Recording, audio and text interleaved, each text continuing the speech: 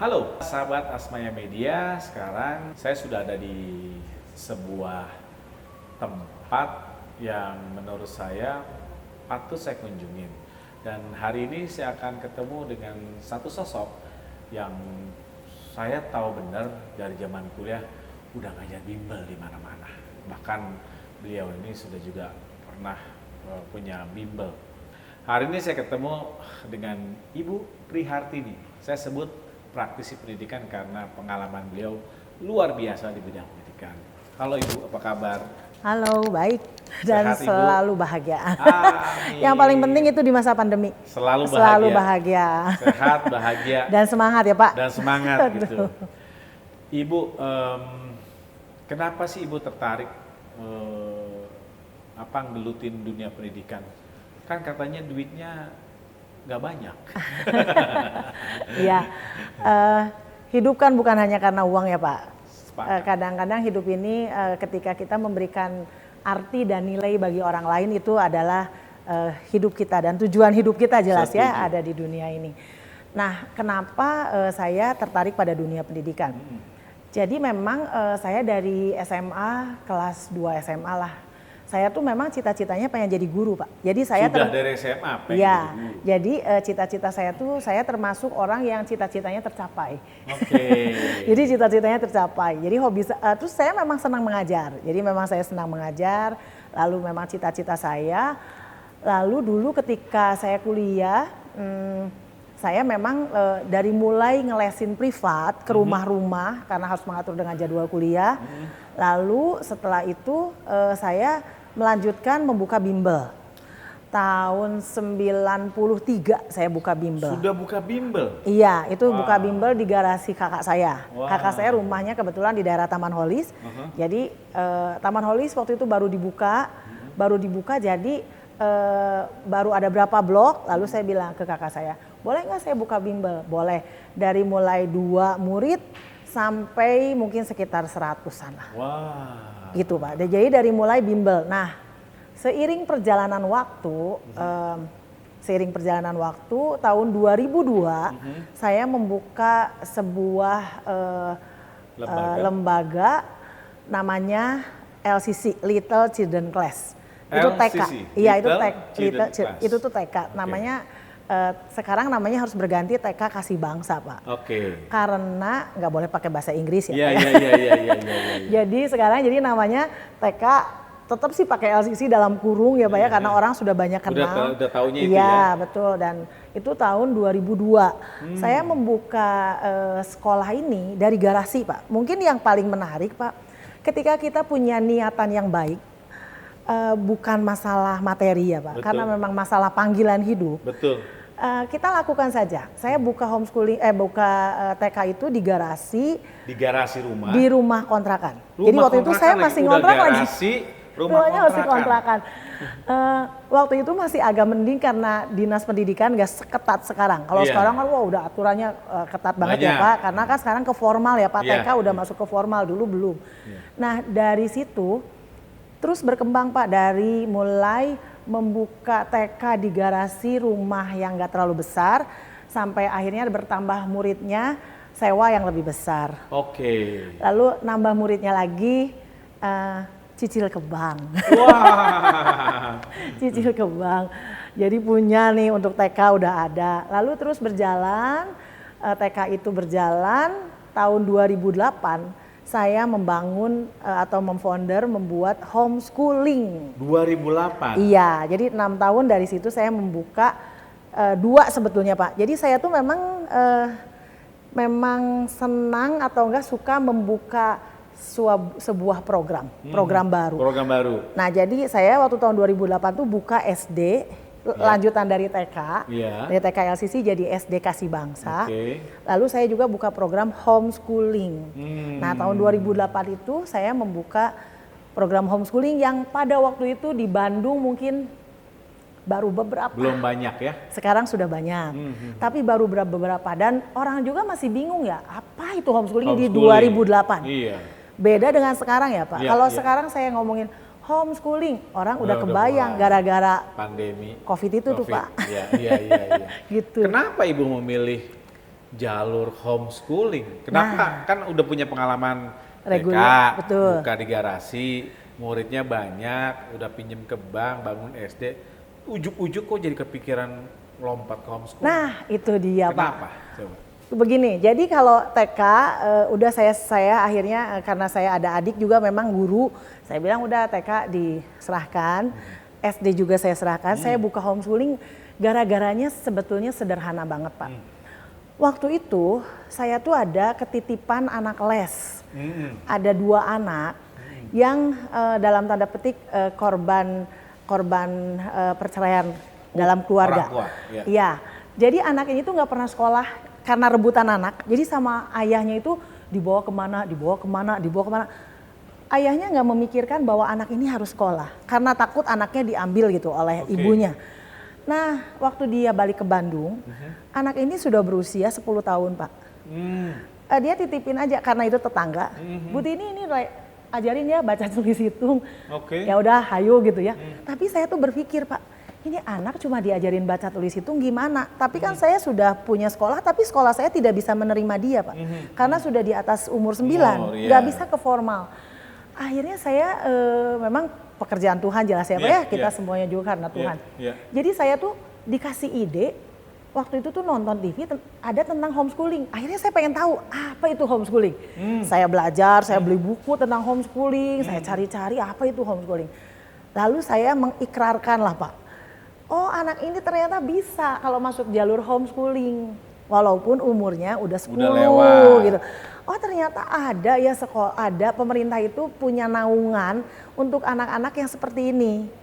Lalu tahun 2008 saya buka homeschooling, anak ini menjadi murid pertama. Tapi waktu saya promosi Pak, waktu saya promo nih, saya mau buka homeschooling gitu. Saya promo lewat flyer lah, lewat apalah. Zaman dulu kan nggak kayak gini sekarang ya.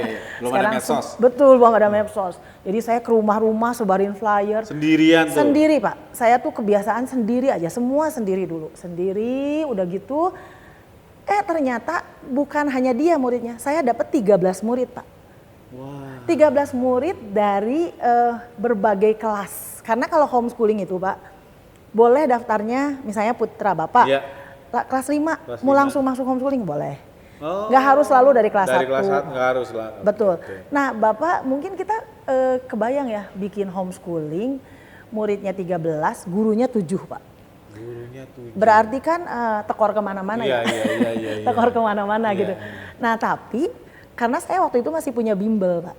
Jadi bimbel itu yang subsidi silang gitu. Jadi saya waktu itu kelasnya sampai kelas 1 SMP. Jadi dari SD sampai SMP ada 13 orang. 13 orang. Dibagi berarti kurang SD 6, SMP 3, 9. Jadi saya 13 murid itu terdiri dari berbagai kelas Pak. Iya. Nah jadi kenapa saya buka homeschooling, saya tuh jadi memahami, oh ternyata homeschooling itu memberikan kesempatan-kesempatan yang berbeda daripada dunia formal atau pendidikan formal gitu.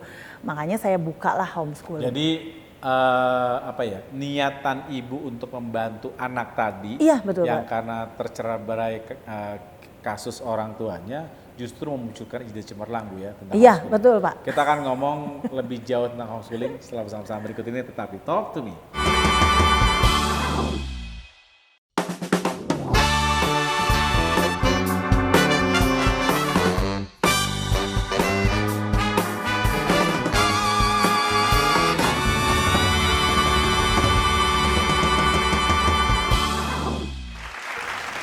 Masih di Talk to Me dan saya masih bersama Ibu Prihartini, praktisi pendidikan, dan karena niat yang tulus ikhlas, Tuhan kasih rezeki yang luar biasa. Hanya membantu satu anak, jadi ratusan anak sekarang. Amin. Dan jadi ladang rezeki. Amin. Sebelum saya ke sana Ibu, beberapa orang tua, saya tidak bisa menyebut semua, masih beranggapan bahwa homeschooling itu sekolah yang istilah saya tuh asik sendiri gitu kan, nanti anaknya tidak bisa bersosialisasi gitu kan, karena di sini itu homeschooling, di rumah aja nggak kemana-mana. Apa jawaban Ibu? Begini, homeschooling itu mungkin di masyarakat pengertian homeschooling berarti kan sekolah di rumah. seperti yang saya katakan, dulu tidak kebayang, sekarang orang sudah kebayang, Iya. itu loh homeschooling. Gitu. Iya, iya. Apalagi sekarang ditambah pandemi, benar-benar tidak bisa kemana-mana. Betul, benar-benar di rumah. Benar-benar di rumah. Nah sebetulnya Pak, homeschooling itu ada beberapa program. Iya. Jadi ada yang namanya homeschooling komunitas. Homeschooling komunitas. Ya, di mana anak-anaknya itu datang ke sekolah rumah, berkumpul belajar di sana. Jadi ada temennya, seperti di sekolah pada umumnya. Seperti biasa. Betul, ada jamnya. Misalnya dari kalau di sekolah saya itu dari jam 7:30 sampai jam 7:30. Kayak seperti sekolah biasa, sama. Nanti mungkin saya jelaskan ya bedanya apa. Iya. Lalu itu namanya homeschooling komunitas. Anaknya datang berkumpul dengan beberapa teman. Karena di homeschooling Bintang Harapan ini udah cukup banyak. Jadi kelas-kelasnya ada kelas SD, kelas 1, 2, S1, 2, 3 sampai 6, SMP ada gitu. Cuma mungkin sekelasnya ada sekitar ada yang 5, ada yang 10, ada yang 15 gitu. Tapi mirip kayak sekolah reguler.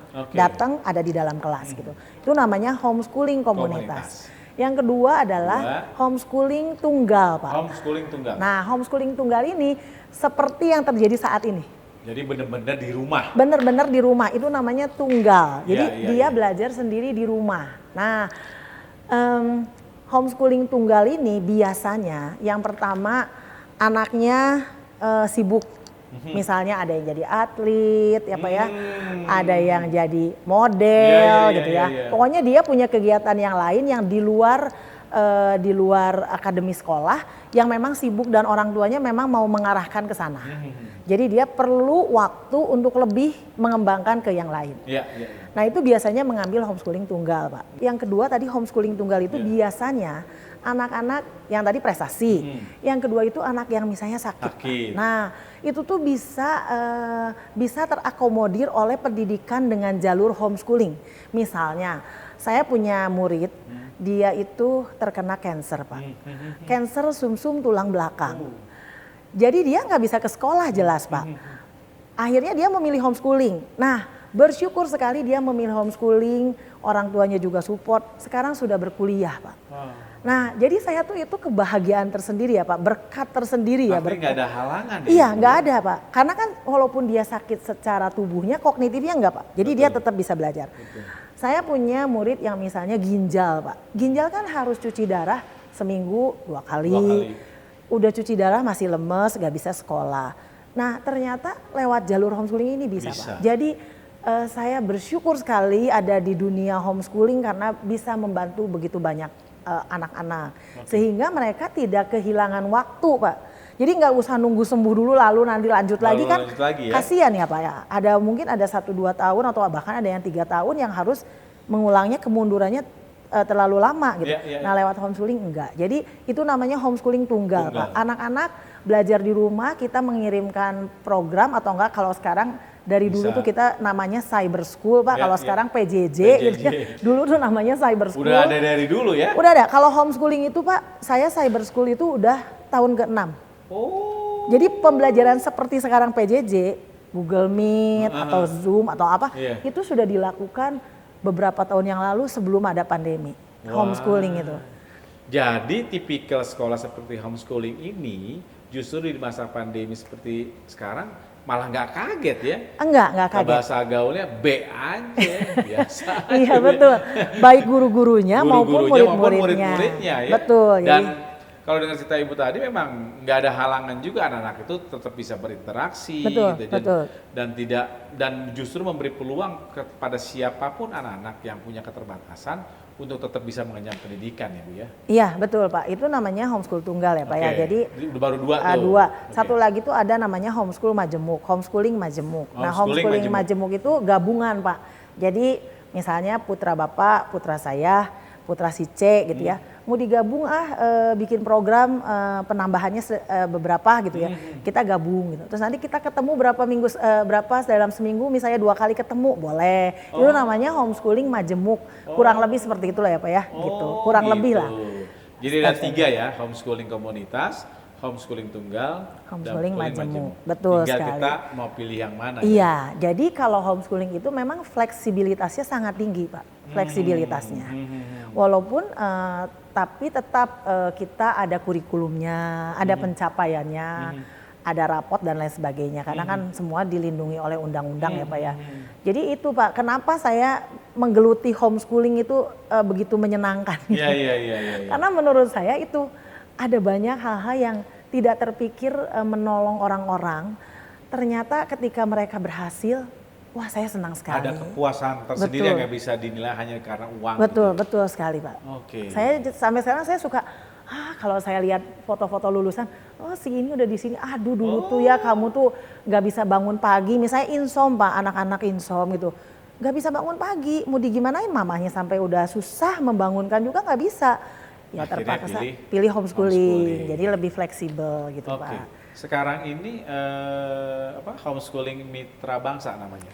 Homeschooling Bintang Harapan. Homeschooling Bintang Harapan. Sudah ada berapa tempat dan jumlah siswanya ada berapa? Jadi homeschooling Bintang Harapan itu pusatnya di Taman Holis Indah, Blok F. Taman Holis Indah, Ya di Blok F 2 nomor 24-25 itu pusatnya Pak. Nah cabang-cabangnya itu ada 11 Pak. 11? Wow. Iya, jadi ada di beberapa kota. Yang pertama ada di Cianjur, lalu ada di Cipanas. Cipanas ada. Ada, lalu ada di Bali. Di Bali? Di Bali baru buka tahun kemarin Pak. Wow. Kalau di Bandung sendiri itu pusatnya di Taman Holis Indah, lalu di Sumbersari Junction sini ada.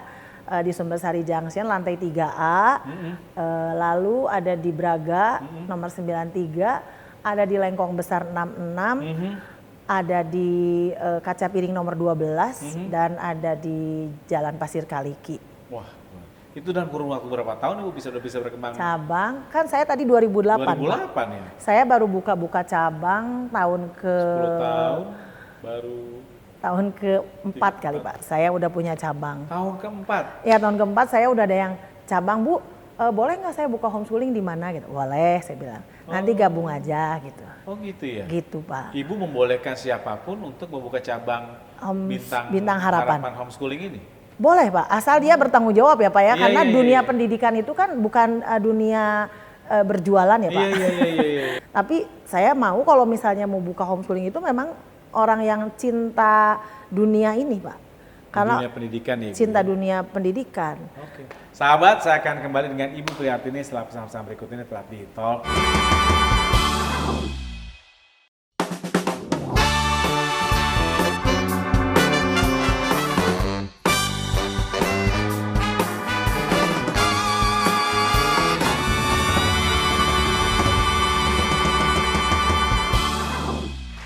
Ya, Talk Kami kembali lagi masih bersama Ibu Prihartini bicara homeschooling Ibu Bintang Harapan. Homeschooling atau homeschooling Bintang Harapan. Homeschooling Bintang Harapan. Homeschooling Bintang Harapan. Sekarang sudah punya cabang di mana-mana sampai 11 atau 12 tadi? Iya, ya, sekitar segitu Pak. 11 sampai 12 cabang udah bertebaran di beberapa kota bahkan ya Ibu ya. Dengan berkembangnya cabang ini, program apa sih yang mau Ibu dalam tanda kutip jual dalam tanda kutip ya? Yang Ibu punya ini program homeschooling Bintang Harapan ini apa Ibu? Jadi program homeschooling Bintang Harapan dulu tuh saya kan basic pemikiran saya membuat homeschooling itu salah satunya adalah mengembangkan bakat Pak. Oke. Karena saya senang anak-anak itu salah satu menurut saya anak bisa jadi percaya diri ketika dia mampu mempunyai sebuah keahlian atau kebisaan lah ya Pak ya. Setuju. Iya, jadi saya banyak sekali mengembangkan program-program tadi keterampilan. Misalnya di homeschooling pusat itu ada program fotografi, jadi anak-anak tuh belajar fotografi, belajar wushu, belajar modeling, belajar musiknya ada gitar, ada drum, ada keyboard, lalu ada cooking. Jadi banyak sekali ekskul Pak yang dijadikan intra. Jadi dimasukkan dalam jadwal pelajaran. Berbeda dengan sekolah reguler itu kan pilihan. Kalau ini enggak.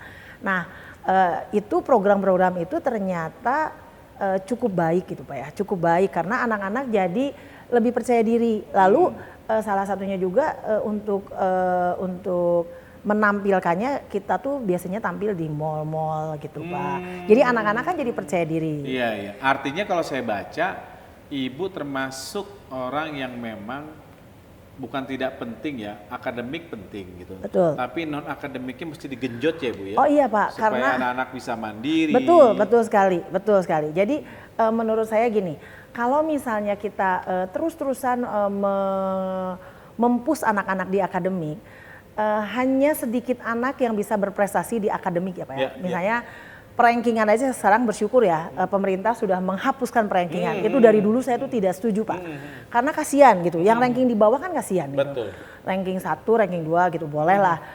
3, ranking bawah-bawah kan kasihan Pak. Betul. Nah, menurut saya karena saya tuh tetap punya pemikiran, punya dasar dari pikiran saya tentang dunia pendidikan anak adalah semua anak itu pintar pada bidangnya masing-masing. Dan semua anak punya bakat pasti. Pasti Pak, jadi semua anak itu pintar pada bidangnya masing-masing. Anak mungkin tidak pintar secara akademis, orang kan selalu berpikirnya matematika gitu ya Pak ya. Anak yang kurang di matematika selalu dianggapnya dalam tanda petik kurang mampu gitu ya Pak. Itu tuh kasihan banget Pak. Iya.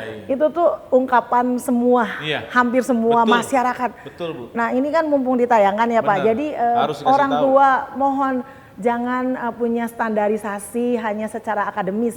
Karena anak-anak itu pintar pada bidangnya masing-masing. Ada anak-anak yang memang public speakingnya bagus. Dia bisa jadi penyiar, dia bisa jadi apa, tetap hebat gitu menurut saya.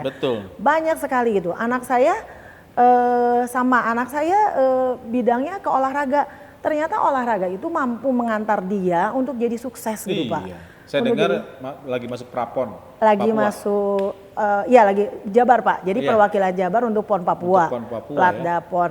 Nah anak saya yang satunya lagi kan matematika ya Pak. Yang satu lagi mungkin tidak di matematika, tapi ada yang lain. Tapi buat saya kedua anak saya itu pintar. Bidangnya aja yang berbeda. Gitu. Nah ini kan mumpung ditayang dan banyak orang yang melihat. Mudah-mudahan Menteri Nadiem Makarim juga dengar. Biar ngasih tahu tuh Bu.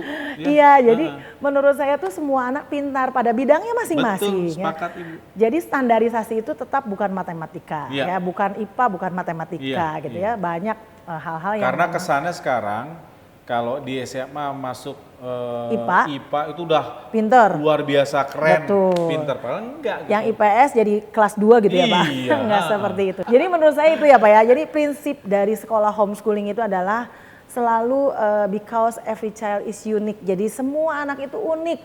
Semua anak punya kehebatan masing-masing. Itu yang pertama. Makanya homeschooling mungkin homeschooling Bintang Harapan itu jadi lebih banyak bisa mendevelop anak-anak ya. Lalu yang kedua, homeschooling Bintang Harapan itu ada program untuk anak special need, program khusus ya Pak ya. Jadi tidak digabung memang. Jadi kita punya program. Contoh seperti yang di Cianjur, itu tuh kita kerjasama dengan sebuah lembaga terapis Pak. Jadi muridnya 95% anak-anak special need. Nah homeschooling itu di Cianjur ya Pak. Homeschooling itu bisa membuat program yang disesuaikan. Yang disesuaikan Pak. Makanya tadi yang saya bilang, saya tuh bahagia ada di homeschooling Pak. Karena begitu menyenangkan. Luas sekali. Dan bisa menolong. Mengurangi value standarisasi pendidikan. Betul Pak. Dan jadi saya tuh berpikir begini. Yang tadi saya bilang, menolong orang itu dengan berbagai cara bisa, gitu ya Pak ya. Kenapa anak-anak yang special need ini, mungkin secara akademis dia memang tidak mampu ya Pak. Tapi ketika dia dapat rapot ya Pak ya, lulus ujian, mereka tuh punya nilai diri. Saya sekarang SMP gitu ya Pak. Mungkin secara akademisnya sih nggak sampai ke SMP, tapi kita ajarin kemandirian yang lain gitu Pak. Jadi jadi itu mungkin salah satu ya Pak ya, karena kalau yang di Bogor itu memang 95% anak-anak special needs. Lalu ada beberapa anak juga yang berbakat yang tadi ya Pak ya, ada atlet, ada dan lain sebagainya. Nah mungkin orang-orang juga tanya nih, ini homeschooling Bintang Harapan itu gimana gitu ya? Kenapa bisa keluarin raport, bisa keluarin ijazah? Nah, legalitas. Betul sekali. Jadi homeschooling Bintang Harapan itu kita tuh sudah terakreditasi Pak. Akreditasi? Iya, jadi homeschooling itu ada akreditasinya Pak. Jadi ada dapodiknya? Ada, jadi semua murid homeschooling Bintang Harapan ada di daftar ya? Ada di dapodik. Tinggal klik namanya siapa, ada tuh pasti. Ada, jadi kita tuh kita sudah terakreditasi baik yang setara SD, setara SMP, setara SMA gitu Pak. Lalu kita juga sudah homeschooling Bintang Harapan itu kita sudah punya NPSN, nomor pokok sekolah sudah ada. Jadi secara legalitas kedinasan aman Pak. Begitu. Dan itu bisa dipakai untuk jenjang selanjutnya. Jenjang selanjutnya. Kuliah, Betul. S2, Betul. S3. Yang tadi Pak, karena legalitasnya udah tidak ada masalah, dia pindah ke reguler, pindah saja, nggak apa-apa. Nggak pusing-pusing ya? Nggak pusing Pak. Bahkan anak saya tuh karena dari SMP sudah prestasi non akademis ya Pak, karena tadi kan basketnya sudah ke Jurnas dan lain sebagainya. Waktu mau ke SMA, saya datang ke SMA-nya, saya tanya, ini sekolah terima prestasi non akademis? Terima. Saya kasih tuh Pak sertifikatnya. Udah saya kasih sertifikatnya, mereka lihat-lihat, oh Ibu, ini ya Ibu ada yang udah nasional, diskon aja, gitu Pak. Jadi enak Pak. Dan itu produk dari homeschooling? Produk dari homeschooling. Jadi ada beberapa murid saya yang kuliah nih Pak ya, kuliah ke sebuah perguruan tinggi, karena dia prestasi di tenis Pak, dia diskon 50%. Wah. Anak saya karena prestasi basket Pak, masuk ke universitas, diskon 50%. Wow. Bahkan anak saya tuh dari SMA sudah universitas udah lihat-lihat dia karena kan dia di basket. Ada universitas yang menawarkan dia untuk free sampai lulus. Itu gara-gara prestasi non akademis loh Pak. Makanya tadi saya katakan orang tua tuh jangan berkutat di akademis gitu ya. Udah akademis mah naik kelas, nilainya cukup lah ya. Matematika mah 4 cukup. Jangan aduh Pak, ini nggak naik kelas. Ibu kalau ada yang mau cari tahu homeschooling Bintang Harapan, hubunginnya kemana? Ke nomor WA aja ya, atau nggak nomor telepon. WhatsApp nomor 0853 0853 1515 1515 0 0 7-nya 3 kali. 777. Oke. Betul. Buat Bapak Ibu yang mau anaknya berkembang dan juga akademiknya jalan, cepet masukin ke homeschooling Bintang Harapan. Karena buktinya udah ada, akreditasinya aman, dan Ibu Bapak nggak usah khawatir karena anak-anak tetap bisa berinteraksi ya. Betul, betul sekali. Jadi Ibu terima kasih banyak, saya dapat ilmu banyak dari Ibu hari ini. Mudah-mudahan homeschooling Bintang Harapan bisa berkembang lagi ke Sumatera, Kalimantan, Sulawesi, Papua, dan lain-lainnya. Amin Pak, amin Ibu banget. terima kasih. Sama-sama Pak. Sukses buat Ibu dan Amin. homeschooling Bintang Harapan. Makasih Pak. Oke. Sahabat Asma ya Media, terima kasih sudah menyaksikan acara Talk to Me episode kali ini. Saya pamit dan sampai jumpa.